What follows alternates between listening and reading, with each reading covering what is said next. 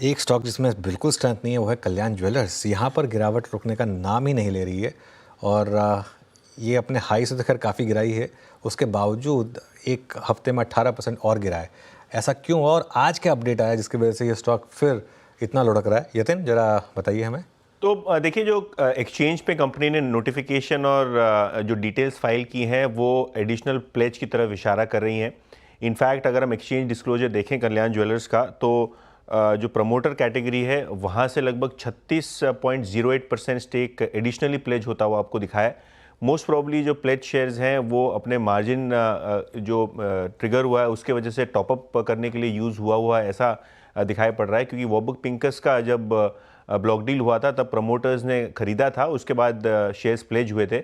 और क्योंकि अब प्राइस करेक्शन हो गया है तो कहीं ना कहीं आपको वहाँ लोन की सिक्योरिटी को बढ़ाना पड़ता है, जिसके कारण ये प्लेज होता हुआ नज़र पड़ा है। टीके सीतारमन और टीके रमेश, ये दोनों ने अपने लगभग पूरे हिस्से को प्लेज किया है।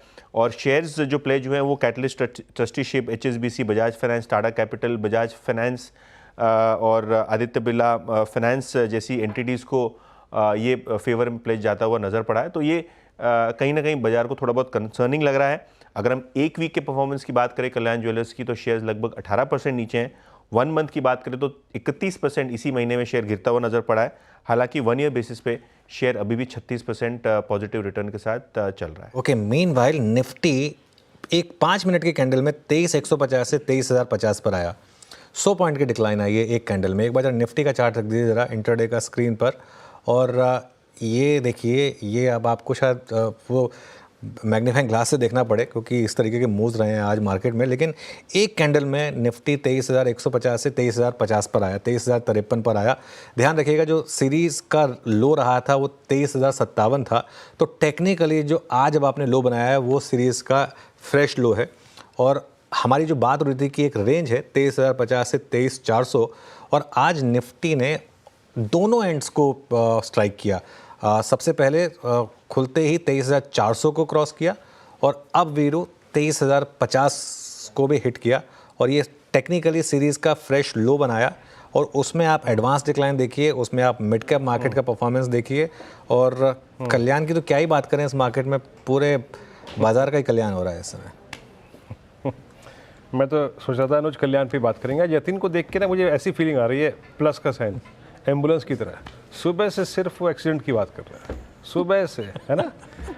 आज सुबह से यतिन को देख के उसी एम्बुलेंस लग रही है, वो रिफ्लेक्टर में दिखाई देती है, एम्बुलेंस पीछे से आ रही है। आज यतिन को देख के ठीक वैसे लग रहा है। पर अनुज, कल्याण के ये चार्ट ना आपको और मुझे एक ऐसा चार्ट याद दिला रहा है, मेरे ख्याल से श्रेया को तो याद नहीं होगा। क्या हम शायद उस पर निशान, उसकी तरफ वो नहीं करते इशारा, बट क्या ये वाकई इस साल का 2000 वहाँ नहीं जाते हैं वीरू, वहाँ नहीं जाते हैं, वहाँ नहीं जाते हैं, वहाँ नहीं जाते हैं, मैं वहाँ नहीं जा रहा, वहाँ नहीं जा रहा, नहीं हाँ वहाँ नहीं जा रहा, वहाँ नहीं जाते हैं। 2025 का एक्सीडेंट है 2024 का। लेकिन जिसका आप इशारा करने की कोशिश कर रहे हैं वहाँ नहीं जाते हैं, क्योंकि उसमें और इसमें फ़र्क था।